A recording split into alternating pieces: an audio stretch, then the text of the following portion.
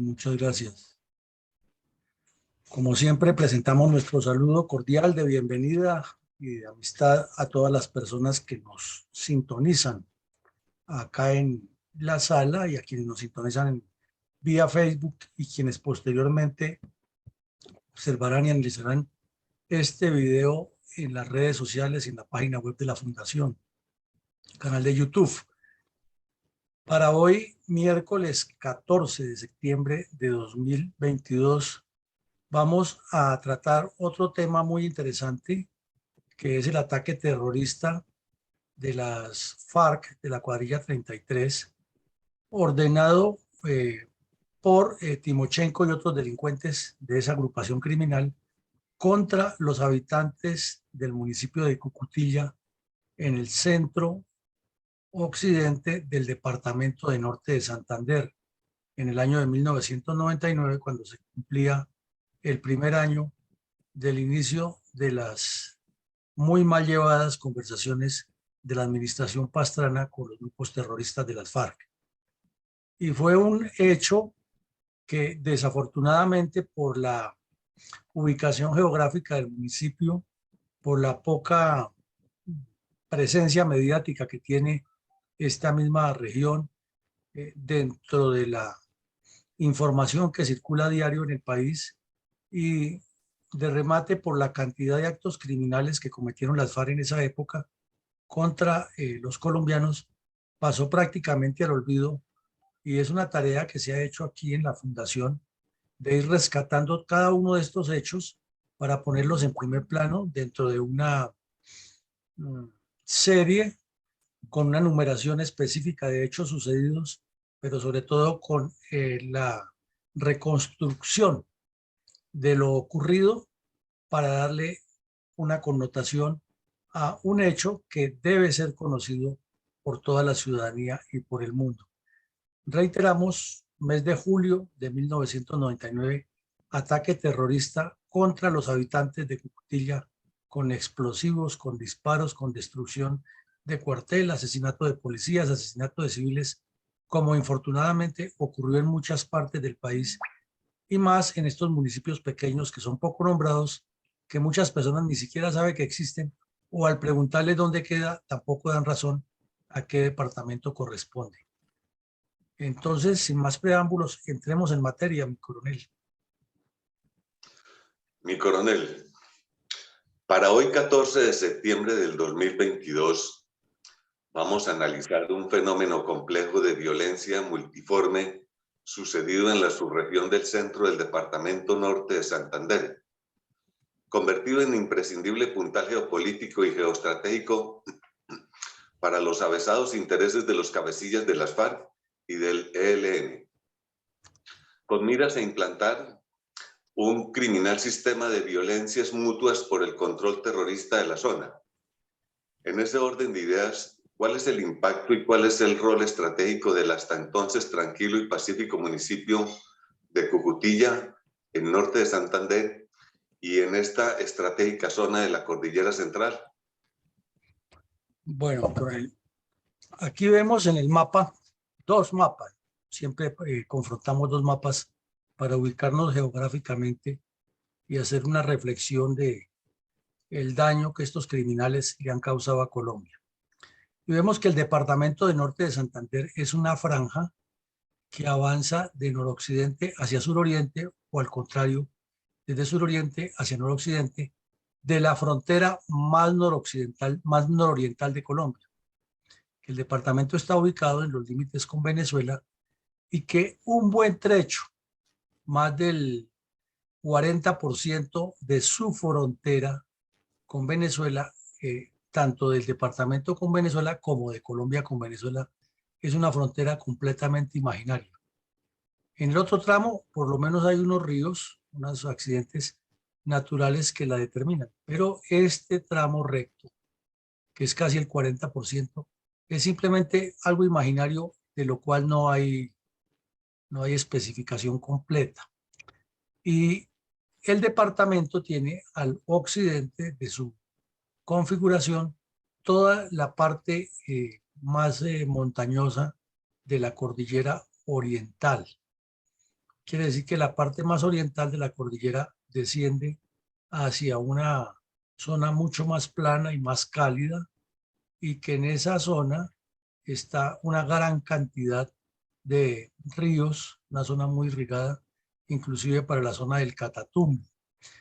Y el municipio de Cucutilla está ubicado al occidente, en una región que se llama el centro, pero que al mirarlo en el mapa está un poco más cargado al sur del departamento. Sin embargo, la región se llama centro. Es el nombre que le dan allá los santandereanos a su región. Y que es una zona, como se ve en el mapa de la derecha, bastante montañosa, con bastantes cursos de agua, y que el municipio, la carretera de llegada para esa época era más mala, porque la de ahora todavía es carretera sin pavimentar completamente. Que su contacto con el mundo exterior es más fácil hacia el municipio de Pamplona que hacia el centro del departamento, o hacia el centro oriente del departamento, donde está la ciudad de Cúcuta, que es un municipio de vocación agrícola, que tiene varios pisos térmicos, porque hacia el occidente están los páramos, y en esos páramos son muy altos. Son de territorio muy quebrado y de difícil acceso, además territorio muy nublado. Y si se sale hacia el occidente, pues se desciende al departamento de Santander, que entra a toda esa olla hidrográfica grandísima del río Grande de la Magdalena y todos los afluentes que le llegan a ese río, que como se notan en este mapa son de bastantes cursos hidrográficos. Entonces, si lo miramos desde ese sentido, Cucutilla no es muy lejos de Venezuela, no es sino seguir por la cordillera en la parte que tiene límite Colombia con Venezuela, y está allá, que tiene muchos cursos de agua y facilita el movimiento y la subsistencia de guerrillas es apenas obvio. Pero que si se va hacia el occidente ya está conectado con Santander y sale rápido al Magdalena Medio. Entonces, un punto de posición estratégica importantísimo para que sobre esta cordillera oriental, que llega hasta el sur del país y lo atraviesa en forma diagonal, se pueda desarrollar todo un proceso sistemático de colocación de guerrillas desde el sur del país hasta el norte del país, entrelazadas por la misma cordillera y los cursos hidrográficos que de ella nacen. Entonces entendemos cuál es la razón de existir guerrillas en Cucutilla, apuntándole a Cúcuta, que termina en los límites con Venezuela, y apuntándole al mismo Venezuela, bajando hacia el departamento de Boyacá, que no queda muy lejos, ni por el occidente con Santander, ni por el sur con ya el límite específico con Santander, ni mucho menos cruzar rápido Boyacá y estar en Arauca, que es otro de los puntos claves. Ahora, la cuadrilla 33 ha tenido históricamente el asiento en la región del Catatumbo, donde hay coca, hay petróleo, hay minería ilegal, y sobre todo hay un flujo humano permanente, tanto de los dos países como de personas que vienen de diferentes partes del país a probar fortuna y a buscar tanto el negocio del narcotráfico o como el empleo en las petroleras, con toda la actividad que allí se desarrolla. Y de larga data, los grupos criminales se han asentado en el Catatumbo, causando muchos daños, cruzando fácilmente hacia Venezuela y también cruzando hacia el occidente de la cordillera. Entonces, sitios como Cucutilla son epicentros de paso, de contacto, de control, que se maneja muy soterradamente debido a la normal tranquilidad de esos municipios, y más un municipio que casi nadie lo conoce ni lo nombra. Aquí ya vemos mejor un mapa del departamento con los municipios y nos ubicamos mejor. Entonces vemos que Cucutilla es un municipio realmente pequeño, que está más cerca a Pamplona, por eso decíamos que es más fácil ir a Pamplona que ir a Cúcuta, que está pegada al páramo, que al occidente, y que limita por municipios que han sido conocidos y famosos por los problemas de violencia, por ejemplo, Chinácota, Arboledas, la misma Pamplona, en el área rural ha tenido bastante presencia de guerrillas, Mutiscua, Cácota y La Bateca. Hemos tenido mucha historia de conflicto, de violencia, de acciones criminales, y no se diga de Toledo. Y hacia el norte del departamento, pues ya entra uno en la zona de Tibú y el Catatumbo, que lo hemos visto varias veces aquí en el programa, que tiene mucha historia de violencia, y naturalmente Cúcuta, que es el epicentro de todo lo malo y lo bueno que se mueve en la frontera.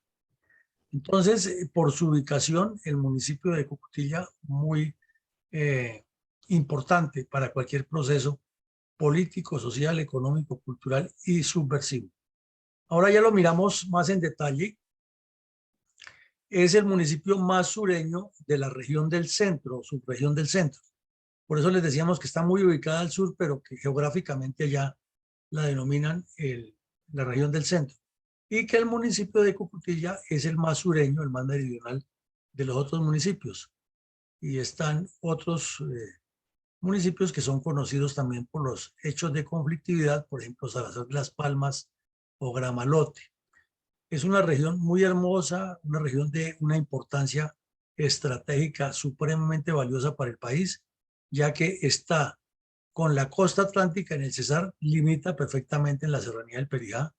Al sur, con Boyacá, no es sino cruzar un pedacito y está con Arauca, y entonces forma todo ese triángulo de Arauca, Boyacá, Casanare, y le agrega norte de Santander, Santander, Cesar. O sea, es una gran parte del país de mucha importancia que está relacionada con la cordillera oriental y con el Valle del Magdalena, y rápidamente está comunicada con el centro del país, o sea que no es tan lejos como se supondría de la capital de la República, y más en una de las zonas más pobladas, que es toda la región andina.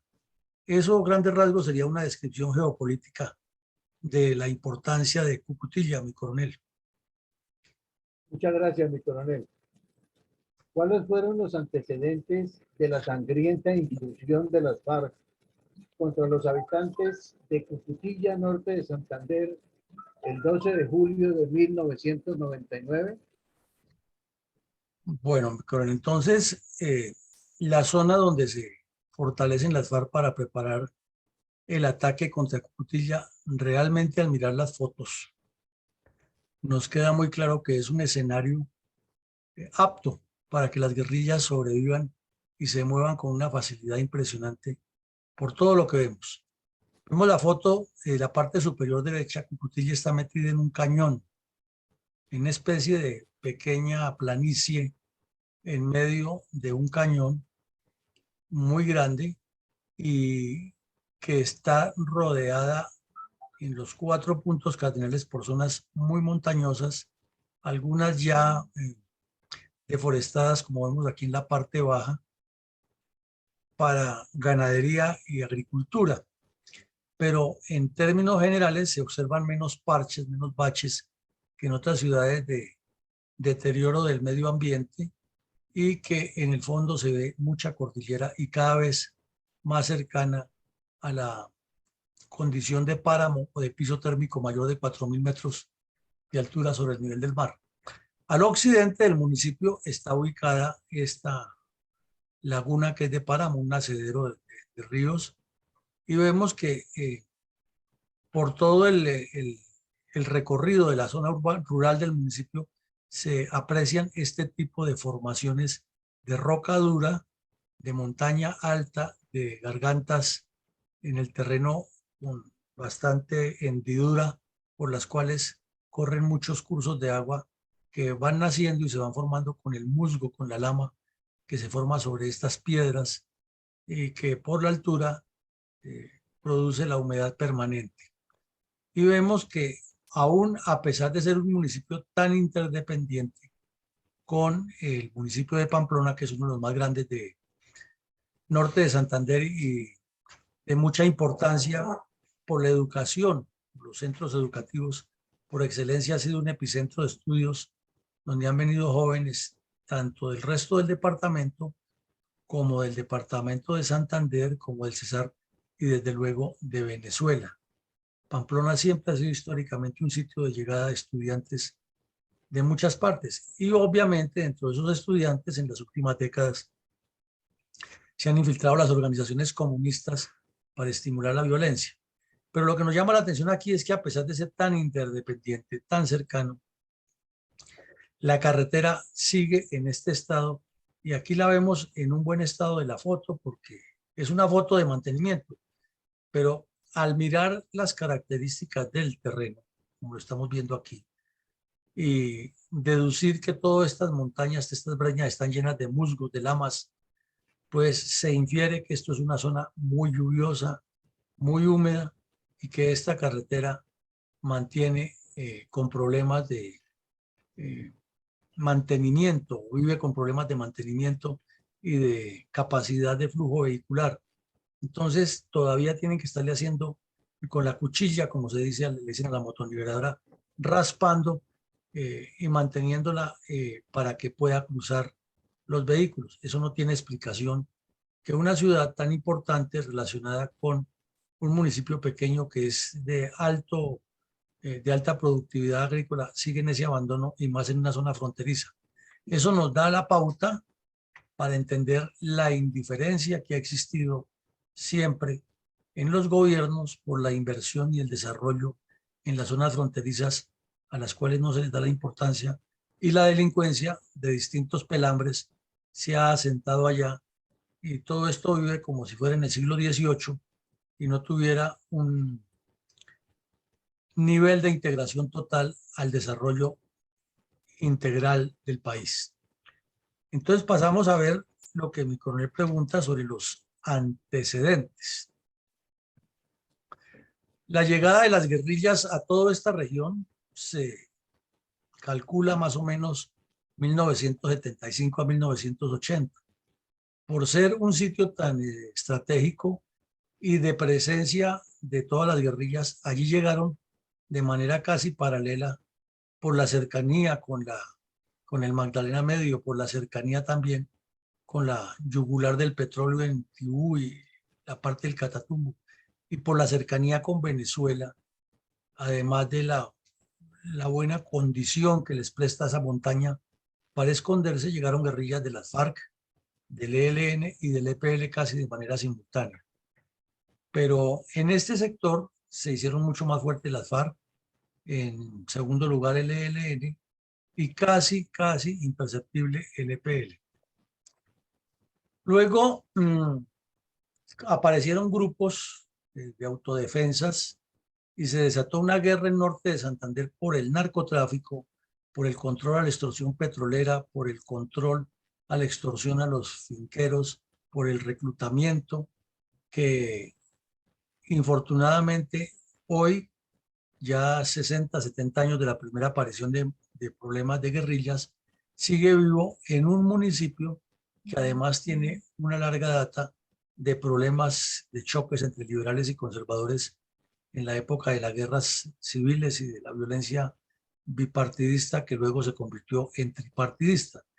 Entonces todo esto nos abre la mente para entender que es la ausencia del Estado, la falta de visualización, porque una guerra mal resuelta es la cuota inicial para una próxima guerra. Y esa es la realidad de lo que nos ha pasado en Colombia. Esos problemas de guerras civiles mal resueltos se convirtieron en la cuota inicial para las violencias que estamos viviendo últimamente. Y que el pésimo resultado del pacto FARC-Santos lo único que ha hecho es mantener la violencia en esta región de norte de Santander, particularmente en este municipio donde la geografía ayuda mucho a que coexistan estas bandas criminales, pero que por el olvido en que tiene el país, el desconocimiento de nuestros dirigentes políticos y en general de la población, pues Cucutilla pasa a un último plano y allí se sigue gestando el problema de la violencia, o se ha gestado el problema de la violencia.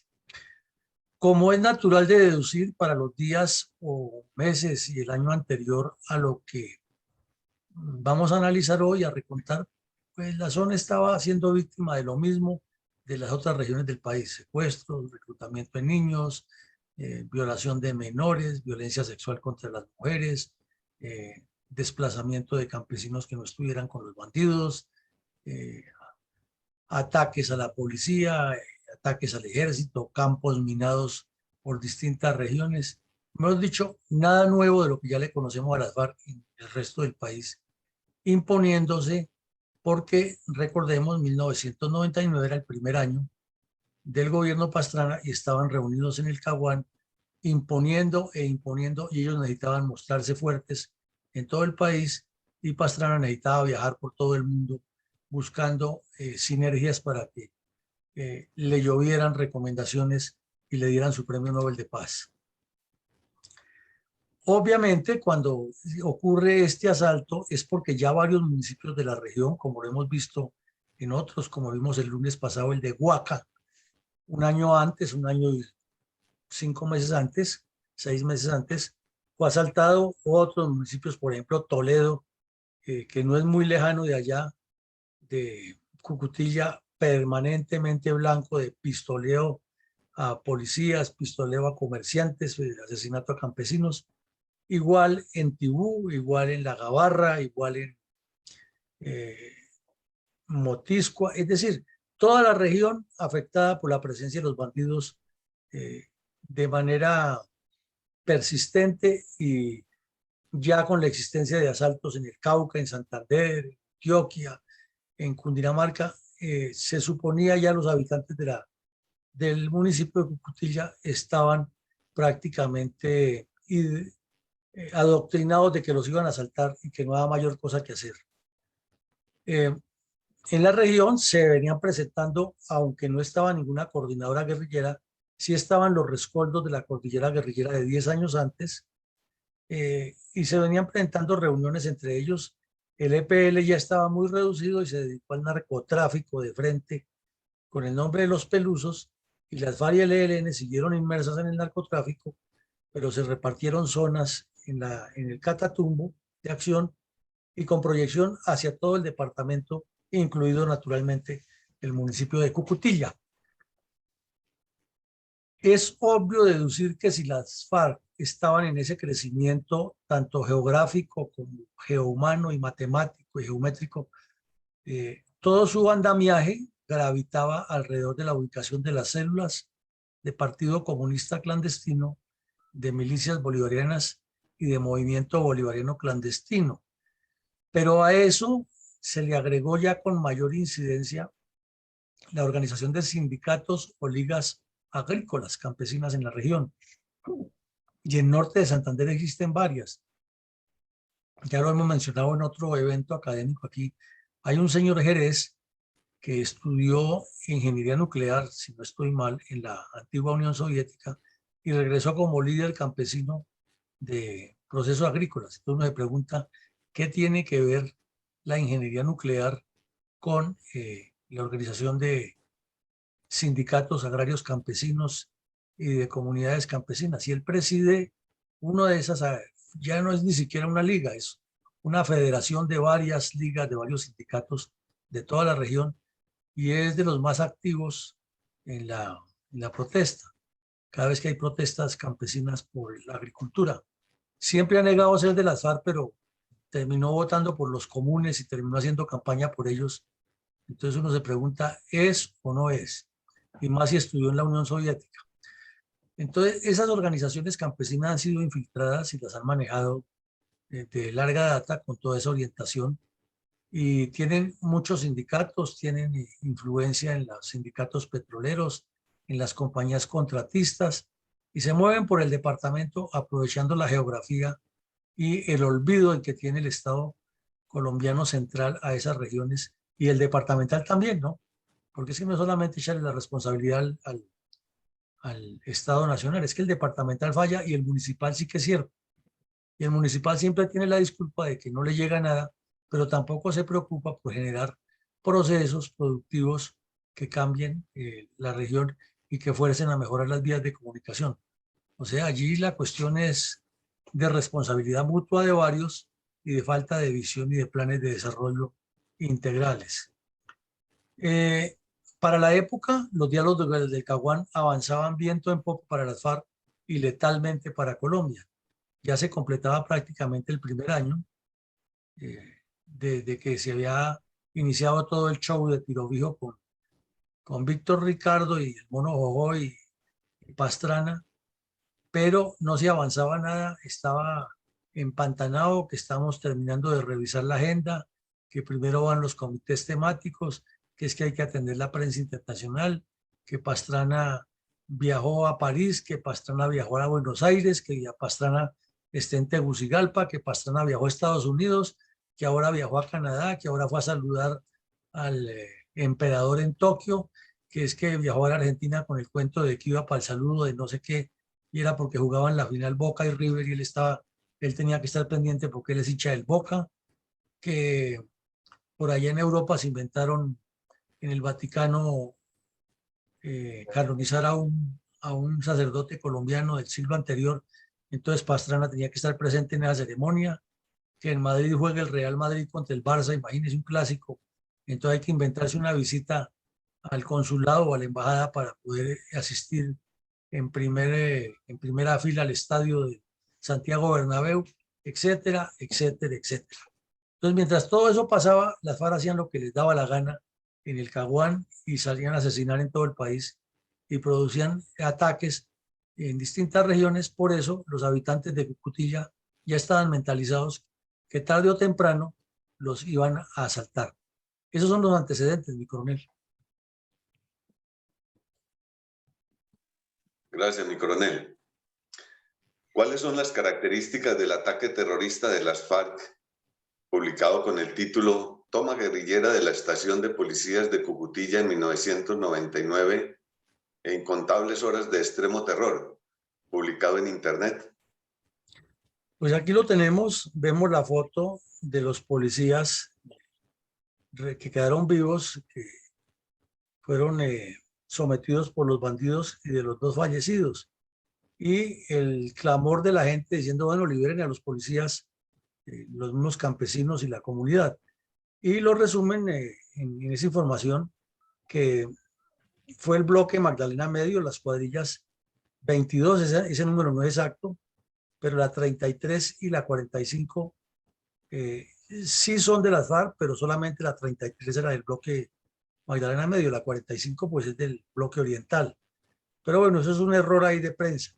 Lo cierto es que 300 bandidos de las FARC atacaron desde las 7:30 de la noche de ese día a el poblado y lanzaron pues obviamente una cantidad de cilindros y de explosivos y de disparos.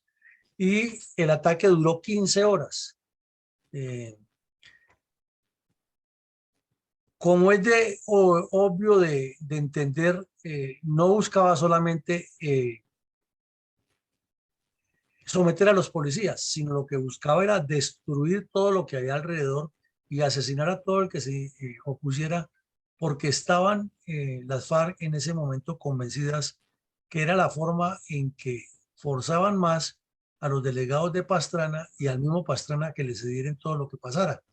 Entonces, la población se quedó prácticamente sola, no tuvo apoyo de ningún estamento del Estado porque estaban sucediendo varios ataques en distintas partes del país y no había una comunicación tampoco muy clara de la Policía Nacional.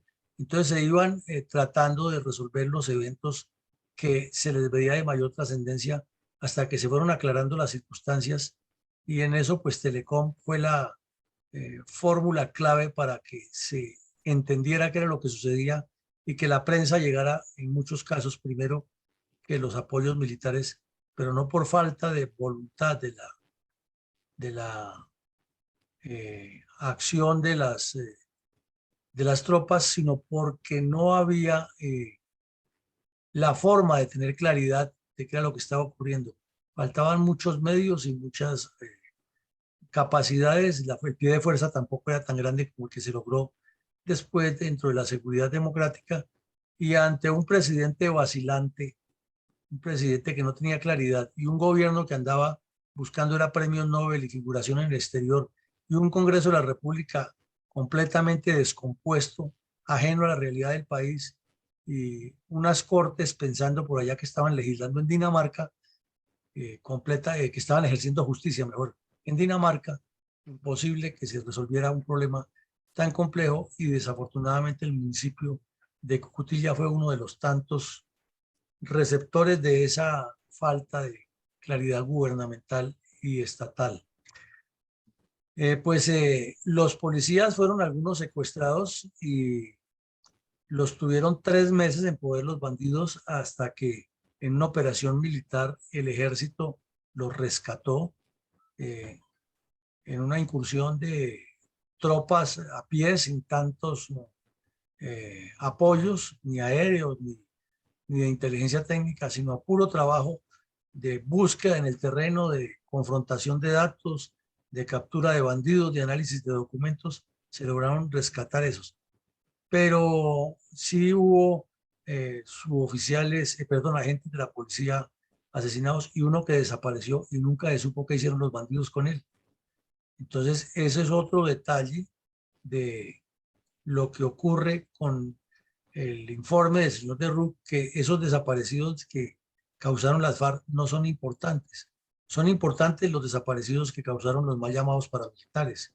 Es lógico que son personas que no se justifica que desaparezcan, pero es que las cosas tienen que contarse por completo y resaltarse. Las FARC desaparecieron a varios militares. Aquí tuvimos a la señora Olga Esperanza, que nos contó la historia del drama de la desaparición de su esposo en el Urabá, y han pasado más de 30 años y no le dan razón, y Timochenko y los demás bandidos dicen que ellos no saben, que ese caso nunca se lo reportaron, que fue que el que estaba de jefe ya se murió, y con eso arreglado el problema. Aquí es lo mismo. Una persona que llamaba Víctor Julio Sierra desapareció, nadie da razón de él y las FARC no dicen nada, que seguramente que el que dirigió el asalto criminal ya no está vivo y con eso resuelven el problema. Entonces dice que pues obvio ese secuestro dejó huellas, dejó unas marcas profundas en el ADN que, como lo hemos reiterado en anteriores episodios, no es como que esto está sucio y le echamos agüita y jabón y limpiamos y luego secamos. No, porque en el pueblo queda siempre la memoria de que el señor Víctor Julio desapareció y nadie da razón. Queda el recuerdo de que destruyeron lo poco que tenía el municipio y que asesinaron a unos policías. Eso no se olvida, no se olvida. Entonces, eso nos resume lo que pasó esos 15 días de 15 horas de horror, secuestro de unos policías, asesinato de otras personas, destrucción de las instalaciones civiles y destrucción de viviendas, etc. Pero algo que no se menciona en estos informes y que sí lo veíamos, lo mencionaron algunas personas, tanto en las tomas que hubo en Antioquia como algunas del Tolima, es que paralelo con esto continúan los asesinatos de campesinos. Eso se volvía muy común, que después del asalto a un poblado, como era lógico, venía la búsqueda de los bandidos por parte de las tropas de la misma policía, que movilizaba sus unidades y se incrementaba la búsqueda de los bandidos. Y si alguno de ellos, de los campesinos, daba alguna información, inmediatamente ordenaban matarlo, porque ya habían establecido con antelación esa estructura que se mantuvo intacta en Cuba, que son las milicias bolivarianas, el movimiento bolivariano clandestino y el Partido Comunista Clandestino, que son ojos y oídos que tiene la guerrilla dentro de las poblaciones, mediante los cuales ejercen un control de vigilancia policial marxista y tienen en la mira a quien diga algo o a quien se sospecha que diga algo, e inmediatamente vienen los bandidos y lo pistolean. Eso tampoco se cuenta en el informe La Verdad. Ese procedimiento retaliatorio y de intimidación terrorista que ejercieron las FARC contra el campesinado. Y otros que fueron víctimas de ellos más de una vez, es si algún guerrillero escapaba y se entregaba a las autoridades y contaba lo que estaba pasando, su familia no tenía sino 2 opciones: o salirse de la región antes de que la mataran, o exponerse a que la mataran, porque ya eran traidores todos de la revolución si no volvían a entregar al muchacho para que las FARC lo fusilaran. Entonces, estos policías que estuvieron secuestrados hasta que el ejército los liberó, pues soportaron torturas y humillaciones similares a las que soportaron otros policías en otras partes del país. Y esto tampoco lo menciona el señor de Rux en su informe, los campos de concentración que tuvieron las FARC y la situación tan dramática e infrahumana que vivieron ellos. Inclusive recordemos que ya siendo dirigente de este espurio comité de esclarecimiento de la verdad, el cura de Rux tuvo el cinismo de decir que estos policías y soldados jamás estuvieron secuestrados, sino que estaban pagando cárcel.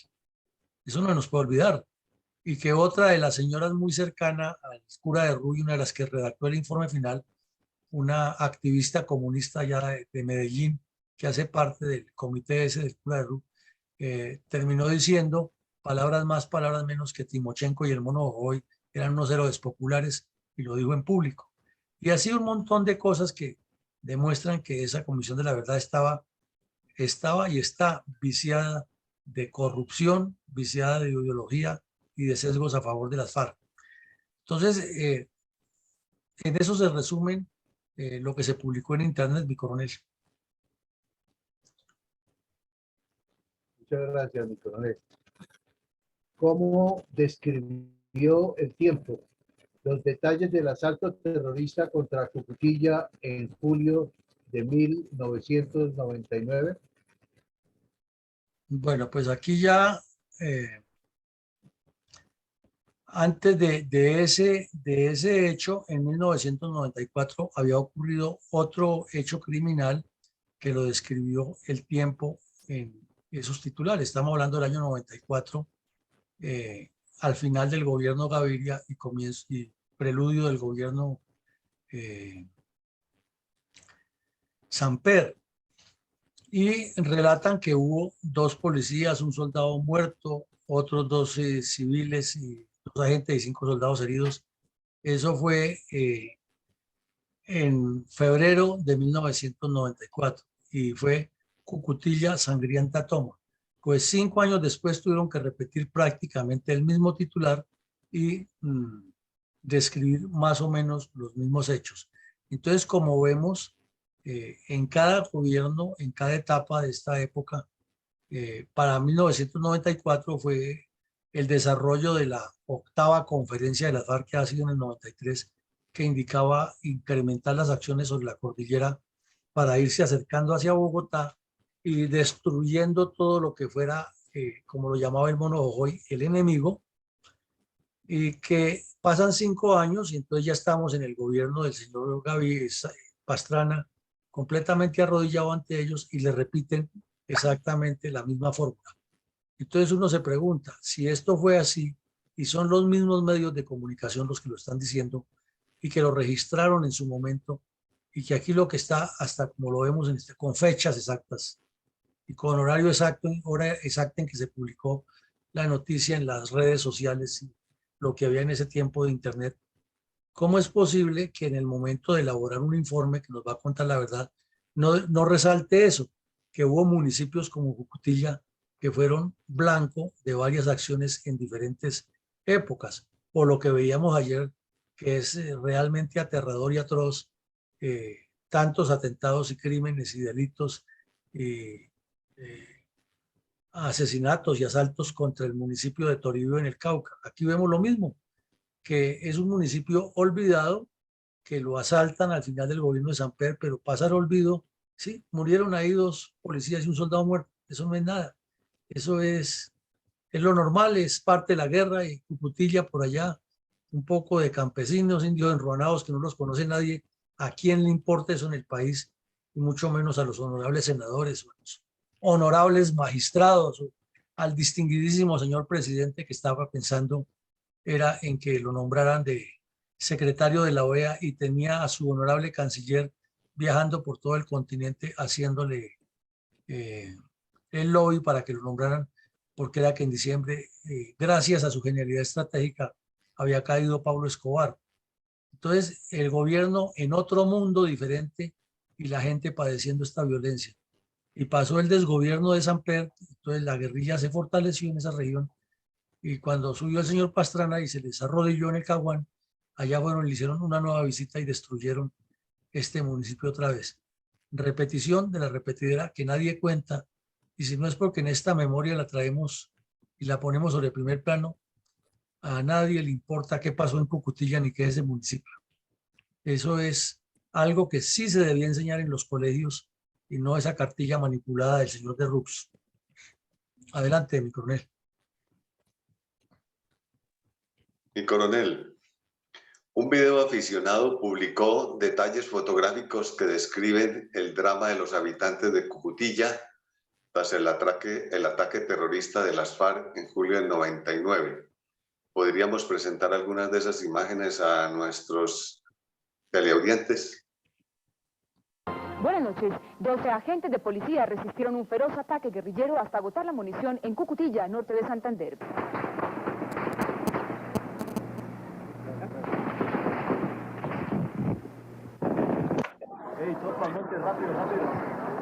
En el cruento ataque, varias viviendas, al igual que el puesto de policía, quedaron destruidas. Combatieron hasta cuando ya no tuvieron otra alternativa sino que rendirse. Con esta retención, asciende a 40 los policías secuestrados en este departamento y 7 municipios y 3 corregimientos se quedaron sin la presencia de los agentes del orden.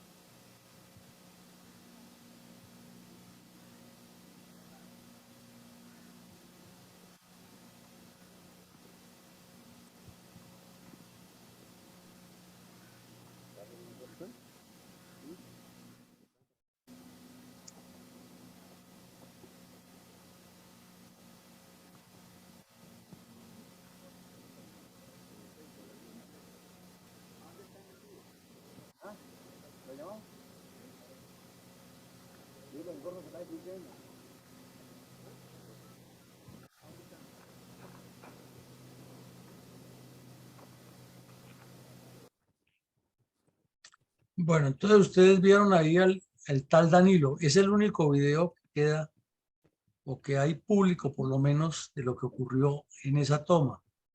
Y ven ustedes los agentes de policía cómo los reunieron en el parque. Vieron a las guerrilleras caminando por encima de los escombros del cuartel de policía buscando al resto de policías para sacarlos y llevarse a los secuestrados o asesinarlos. Vemos a los agentes cómo estaban humillados allá y al tal Danilo, el cabecilla de la cuadrilla 33, con un sombrero ancho y un uniforme camuflado en buen estado, fusil terciado a la espalda diciendo combatieron pero se les acabó la munición. Ese personaje tiene un historial bastante largo de más de 30 años de crímenes en la región. Siempre estuvo en esa zona. Era el brazo derecho de Timochenko en el Catatumbo y después fue uno de los más visibles allá en Cuba, de los que hacían y deshacían durante las conversaciones del señor Santos. Y esta cuadrilla 33 que hizo este hecho, supuestamente no se desmovilizó y regresó a la guerra y siguen muchos de esos antiguos bandidos que hicieron todos estos crímenes y causaron terror en la región, empoderados del control de la población porque la población los conoce, les tiene miedo y uno los delata. Entonces el narcotráfico, el terror, la presencia coactiva, la organización de esas células que nunca se desmovilizaron, ahí están. Y por eso el norte de Santander sigue en tanta dificultad para que haya paz. Y estos fueron los agentes que fueron rescatados por el ejército después en una operación y son los mismos que describen las condiciones infrahumanas que estuvieron en especial los primeros 3 meses del secuestro. Adelante, mi coronel. Mi coronel, como es usual usted nos hace un balance final de reflexiones respecto a los hechos del conflicto que analizamos a diario en este espacio de opinión y estudio científico de la violencia en Colombia. ¿Cuáles reflexiones nos trae para el día de hoy? Muchas, mi coronel, y como siempre, las que se hagan aquí apenas serán una parte de, porque en la medida que se profundiza, esto es una guerra. Así los señores politiqueros y los supuestos analistas que hay del conflicto, que son muchos, digan lo contrario. El solo hecho de que hablemos de 3 fechas, 1980, que es más o menos cuando llegan las FARC a la zona, 1994, cuando hacen la primera toma sangrienta, la primera incursión sangrienta, y 1999, cuando hacen esta segunda incursión. No hablemos de más fechas, ni de antes ni después, sino ahí, concentrémonos en las 3 fechas. ¿Cuánto crecimiento cualitativo y cuantitativo tienen las FARC en esa zona? Pues muchísimo, ¿no? Porque los vemos desde que llegan y se instalan y van formando todo el proceso de desarrollo y la capacidad para atacar 2 veces. Segundo, ¿quién es el responsable de que eso pase? La policía, el ejército, la alcaldía, la gobernación, el gobierno nacional, el ministro de Defensa Rafael Pardo Rueda, que llegó bocón y hablador a decir que en 18 meses, que le daba 18 meses a las FARC para que se entregaran o que él iba y las acababa. El presidente Gaviria, que andaba pensando en el premio Nobel y en ser secretario de la OEA, el Congreso de la República, que no se preocupaba por hacer los controles a los ministros, las petroleras que pagaban la extorsión, los campesinos que se vinculaban voluntariamente a estos grupos y les servían de cómplice, el gobierno venezolano de la época que miraba para otro lado y sabía de la relación de amplios sectores, tanto políticos como algunos específicos militares y de la Guardia Nacional con las guerrillas, la OEA y la ONU que han mirado para otro lado, o todos los anteriores de acuerdo con un pedacito, o algunos de los anteriores. Entonces, al hacer toda esa reflexión tan profunda y mirar todo lo que ocurre, nos damos cuenta que lo único cierto es que hay un crecimiento cualitativo y cuantitativo de las FARC en esa región como en el resto del país, y no puede interpretarse como un fenómeno muy simple ni que se arregla con actos politiqueros de sentémonos a hablar aquí y ustedes dejen de hacer daño y entonces les damos un perdón, porque es que ya hay un cáncer metido en todo el cuerpo nacional, ya hay células cancerígenas en distintas partes del cuerpo regadas, porque el Partido Comunista lo ha hecho de manera estratégica, ubicándose a lo largo de la cordillera. Entonces ese crecimiento cualitativo y cuantitativo es real, tiene unos orígenes, tiene unos responsables, pero no tiene un proceso estratégico para resolverle con una quimioterapia simultánea en todo el territorio nacional, y por eso no se resuelve el problema. De pensarlo, ¿no? En segunda medida, para la época, las FARC habían reevaluado su plan estratégico. Recordemos que aquí lo vimos al principio, se trazó la campaña bolivariana para una nueva Colombia que preveía que se tomarían el poder en 1989 y que a partir de ahí iniciaban la revolución ya con el poder en la mano cuando las guerrillas, que son el estímulo a la subversión, estuvieran en el poder. Ese era el plan de Jacobo Arenas y ese lo conocimos en el año 82 cuando se decomisaron las conclusiones de la 7ª conferencia, que hoy en día se leen en internet porque ahí están. No estamos inventando nada. Ustedes buscan 7ª conferencia de las FARC en Google y la leen y está completica. Lo que planeaban era la toma del poder, hablaban hasta de tener fuerza aérea, tener fuerza naval, fuerza fluvial y no sé cuántos hombres alrededor de la cordillera y tiro fijo en plena conversación de paz con un periódico francés. Les dijo, no, es que nosotros aquí no estamos negociando para desarmarnos porque eso no existe en el diccionario de las FARC. Estamos negociando para que el gobierno nos ceda algunos puntos que necesitamos para avanzar cualitativamente y colocar 36.000 hombres alrededor de Bogotá y tomarnos el poder. Lo dijo Tiro Fijo en ese tiempo y ese era en ese momento se llamaba Campaña Bolivariana para la Nueva Colombia. Tras la muerte de Jacobo Arenas en el 90, entonces le cambiaron el nombre a la campaña y la llamaron el Plan Estratégico Bolivariano, y ahí es donde nace ya en 3 líneas más claras de lo que ha montado Jacobo Arenas. No es que no existiera antes, sino que le dan 3 enfoques distintos en la 8ª conferencia y lo llaman el Plan Estratégico hacia secas, pero el Plan Estratégico existía antes, es lo que quiero decir. No es que vamos a decir que nace después de la muerte de Jacobo Arenas, no. Él lo crea, lo diseña, sino que simplemente le dan un nombre más específico que antes se llamaba Campaña Bolivariana para una Nueva Colombia. Y aquí lo están desarrollando y lo muestran cómo primero asaltan el municipio en el 94 y luego lo vuelven a asaltar en el 99 y siguen en la región. Entonces vemos que ese crecimiento cualitativo y cuantitativo tiene un hilo conductor que se llama plan estratégico. Esa violencia calculada contra el norte de Santander, porque ya lo sabemos que no era el único municipio ni el único sector del departamento, tiene un objetivo que es aislar una parte del hinterland colombiano, que es como un colchón entre el resto del país y Venezuela dentro de este proceso revolucionario. Entonces allí lo están haciendo de manera persistente la violencia, generando el caos. Los comunistas son expertos siempre en armar caos para aparecer ellos con la fuerza como los salvadores. Y no hay otra solución porque no hay quien les contrarreste lo que están haciendo. Entonces esa violencia calculada es un estímulo a la subversión. Es que Jacobo Arenas lo decía en 4 palabras, estímulo a la subversión. Esa es la violencia. Bueno, una vez más quedó marcado el heroísmo de los policías. Sí, les mataron a 2 y les robaron las armas, pero resistieron hasta el final y fueron secuestrados. Y la resiliencia civil de esta población, que aguantó en 5 años 2 tomas criminales, el reclutamiento de sus hijos, la violación de sus hijas, el desplazamiento de los campesinos, pero sin embargo siguieron los que quedaron produciendo la agricultura para que el resto del país, o por lo menos quien les compra sus productos, tenga siempre alimentación de muy buena calidad en la mesa.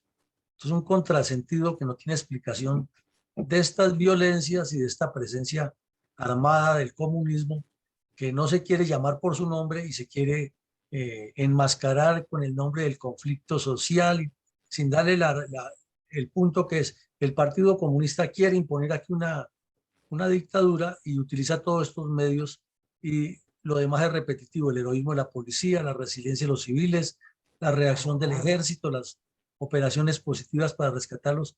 Pero como no se llega al foco del asunto, que es la responsabilidad del gobierno o quizás de todos los que nombramos en esa duda metódica que nos surge, el problema lo que hace es seguir como un corcho en un remolino.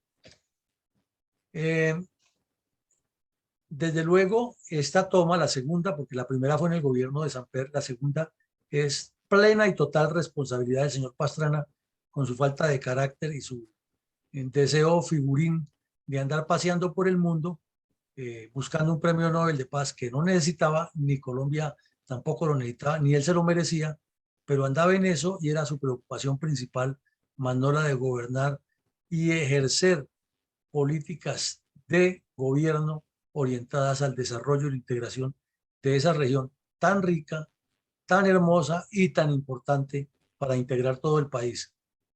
Porque ni él ni ninguno de los presidentes anteriores ni posteriores ha entendido la importancia de las fronteras frente a el desarrollo nacional. Sí, ya lo dijimos, pero pues como estamos haciendo la reflexión para volver como a ubicarnos en lo que queremos, toda la región de norte de Santander, por considerar esa esquina nororiental del país, por constituir un punto de paso desde Venezuela hacia el interior de Colombia o desde el interior de Colombia hacia Venezuela, es de gran importancia para cualquier proceso de guerra revolucionaria. Y no es gratuito que el señor Timochenko, que era uno de los más expertos estrategas de la guerra revolucionaria y de los de mayor confianza de tiro fijo haya sido escogido para que tan pronto pasó lo de Casa Verde, se ubicara a la dirección de las cuadrillas que delinquen en esa región, porque se requería que uno de los más capaces en estrategia y en dirección de procesos revolucionarios se ubicara allí. Entonces, eso nos indica la trascendencia de esa región, que para los gobiernos, con excepción del de Uribe, que fue el que más le metió la mano a todo el país, entendieran que ahí estaba construyéndose un foco de guerra revolucionaria, no simplemente de bandidaje ni de orden público, sino algo que estaba afectando la seguridad nacional. Y si vemos hoy en día, ahí sigue el problema, y es el enfoque difícil que tiene Colombia para resolver la paz, que no se resuelve con el argumento de la paz total del señor Petro, porque esto es mucho más profundo. Y desde luego, no se puede descartar que esa era una forma que tenían las FARC de causar todo ese terror para estar presionando todas sus imposiciones en la mesa del Caguán, en los diálogos. Entonces llegamos al final de las reflexiones y le damos el paso a mi coronel González, que siempre trae aquí unas reflexiones muy puntuales de orden político y estratégico de lo que acabamos de ver. Gracias, mi coronel. 15 horas de terror, perdón, en un pequeño municipio para imponer las exigencias en el Caguán. Toda una estrategia de uso de las armas para el manejo de las ideas. Una debilidad política tan descomunal que no tiene antecedentes históricos de querer hacer política y gobernar por medio de las armas. No hay motivo para que tanta crueldad y verdad histórica sea ignorada por un informe elaborado por un prelado que por su formación eclesiástica de depurada moralidad y humanismo no supo corresponder a la misión asignada. Además, a un costo multimillonario con los dineros del mismo sacrificado pueblo colombiano. La capacidad de tolerancia y cristiana clemencia del pueblo ha sido casi que infinita. Una nobleza que es casi que imposible de igualar en cualquier otra nación del mundo. Es una acción descarada el hecho de que Danilo haya ido a Cuba como si fuera un digno representante de la nación. Una infamia que un informe imparcial de la supuesta verdad también lo ignoró. Muchas gracias, mi coronel. Bueno, mi coronel, muchas gracias. Tiene usted toda la razón. Esa manipulación de ese dolor para imponerse en el Caguán, importándoles nada el pueblo colombiano, que el señor de Rux ignore y desconozca esto, y lo peor, que este bandido que ha causado tanto daño fuera uno de los que viajó a Cuba con seguridad y con viáticos y con una buena vida, y pasó allá sabroso después de haber causado tanto daño, y además logró lo que quería, es doblegar al pueblo colombiano e imponer todo lo que impusieron y que nos está haciendo tanto daño. Esto no es resentimiento, no es ser enemigo de la paz, sino que es decir las cosas como pasaron y contarle al mundo la verdad. Adelante, mi coronel Alarcón. Coronel. Asesinatos, secuestros con vejámenes de amenazas, insultos, humillaciones, ausencia de alimentos, ni siquiera una proteína, encierros en espacios confinados, etcétera, son apenas algunas de las inhumanas condiciones en las que sometieron a nuestros integrantes de la fuerza pública cuando se los llevaban secuestrados. Si comparamos estas condiciones con las de los narcoterroristas que están en los centros carcelarios del país, no tienen ningún punto de comparación. Y si complementamos la información con los premios que le han dado, con escaños en el Congreso, sin castigo ni reparación, sin que vuelvan a ocurrir estos hechos, no se han cumplido, y la sesgada justicia, que solo ve para un lado, sin tener en cuenta que no solo los integrantes de la fuerza pública, sino también sus familias, las familias de estos servidores públicos legales, están en la misma condición en que están sus esposos. Esto no lo debemos olvidar. Deberá seguir presente en nuestras vidas para que no tengamos que volver a vivirla. Lo más seguro, con más crueldad y violencia. Muchas gracias, mi coronel. Bueno, mi coronel, muchas gracias. Tiene usted toda la razón. Esto no se puede olvidar ni dejar en el saco y en el fardo del olvido y echarlo en un paquetico y ya echémosle agüita de jabón, que esto no pasó nada. Son heridas profundas y que requieren una verdad, no una manipulación de la verdad. Entonces cerramos colocando nuestro video institucional, recordándoles que hoy a las 6 de la tarde tenemos al politólogo mexicano desde Brasil, Lorenzo Carrasco, hablándonos de la incidencia en el continente de los resultados del plebiscito del no en Chile.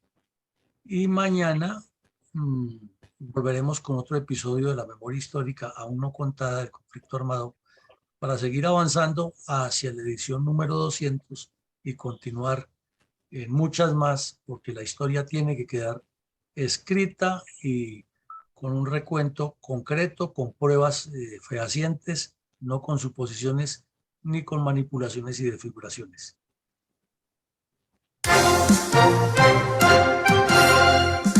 Invitado nuevamente para que todos los días, de lunes a sábado, de 7:30 a 9 de la mañana, se conecte a las redes sociales de la Fundación Excelencia, Liderazgo y Transformación, a escuchar en la voz de sus protagonistas la verdadera memoria histórica de la violencia desatada durante varias décadas por las guerrillas izquierdistas contra Colombia.